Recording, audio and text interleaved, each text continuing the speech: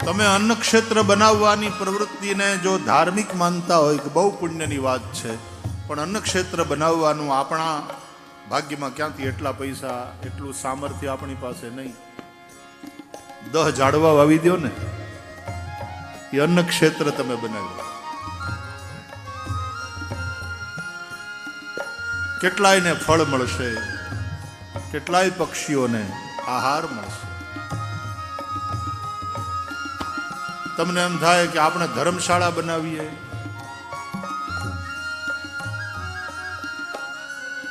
પણ એટલા પૈસા નથી. કાંઈ વાંધો નહીં, 40-50 ઝાડવા વાવો, તમે એક ધર્મશાળા બનાવવાનું પુણ્ય મળશે. કેટલાય વટે માર્ગુઓને ત્યાં છાયો મળશે. થોડી વાર ત્યાં મુસાફરો બેસશે, જેમ ધર્મશાળામાં રહે એમ. ફ્રી દવાખાનું બનાવવાની વાત હોય,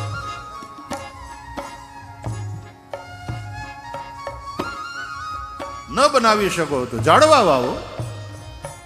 એના દ્વારા તમે એક ઔષધાલય બનાવ્યું. તમને એમ થાય એક મંદિર બનાવીએ તો કેવું સારું. આરસપાણનું મંદિર ન બનાવી શકો વાંધો નહીં, અને એના કરતા વધારે મહત્વનું તો આ ઝાડવા વાવો એ મંદિર જ છે. આ વાવશો તો કોક દિવસ શ્રી કૃષ્ણ એની નીચે બેસીને, જેમ કદમની નીચે કે વંશીવટની નીચે ઊભા રહી અને વંશી વગાડે, એમ કોક દિવસે ઝાડની નીચે ये पेड़, ये वृक्ष अपने पत्ते, फूल, फल, छाया, जड़, छाल, लकड़ी, गंध, गोंद, राख, कोयला, अंकुर और कोंपलों से भी सब लोगों की कामनाओं को पूर्ण करते हैं. ये पत्ते देते हैं. બીલીનું ઝાડ હોય તો બીલી પત્રથી ભોળાનાથ રાજી થાય, કે તુલસીનો છોડ હોય તો એ તુલસી પત્રથી ભગવાન વિષ્ણુ પ્રસન્ન થાય. ધ્રોખડ, દુર્વા, ગણેશને અને કુશા, દર્ભ, એના વગર તો યજ્ઞ જ ન થાય.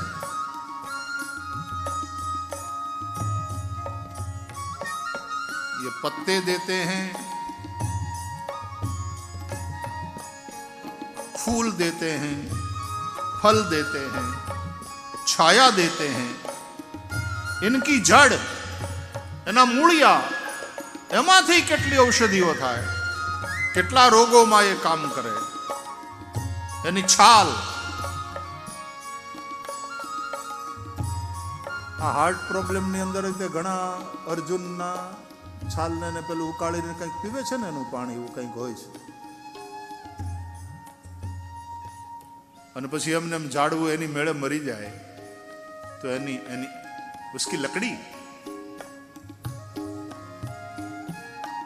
એના લાકડામાંથી બનેલો સોફો કે ખુરશી, એના ઉપર આપણે જ્યારે બેઠા હોઈએ ત્યારે અંદરથી ભાવ કરજો કે આ વૃક્ષ દાદાએ છે ને આપણને ખોળે લીધા છે. આપણે એના ખોળામાં બેઠા છે. આ ખુરશી બનીને આપણને ખોળે બેહાડ્યા.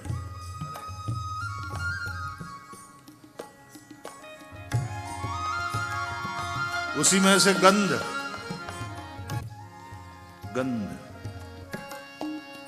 गोंद, गुंदर મળે.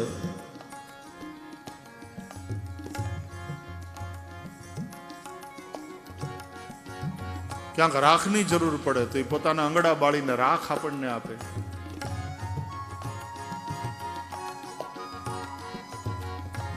આપણે રસોઈ રાંધી દેવા માટે એમાંથી જ પાછા કોયલા થાય. એ જ વૃક્ષોમાં કોયલા, अंकुर, कोंपले, क्या क्या नहीं देते ये वृक्ष. बड़े दानी हैं, बड़े तपस्वी है, बड़े परोपकारी है. પૂજ્ય પાંડુરંગ દાદાએ તો એટલા માટે છોડમાં રણછોડ આ ભાવનાથી વૃક્ષ મંદિર બનાવવાની વાત કરી. વૃક્ષ મંદિર.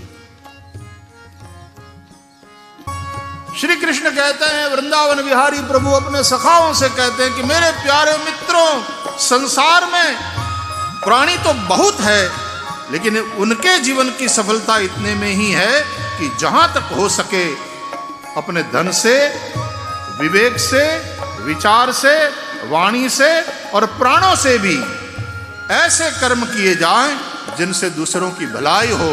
ये इन पेड़ों से सीखो, इन वृक्षों से सीखो।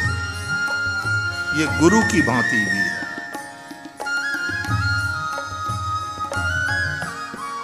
श्री कृष्ण वृक्षों की महिमा कर रहे हैं दशम स्कंद।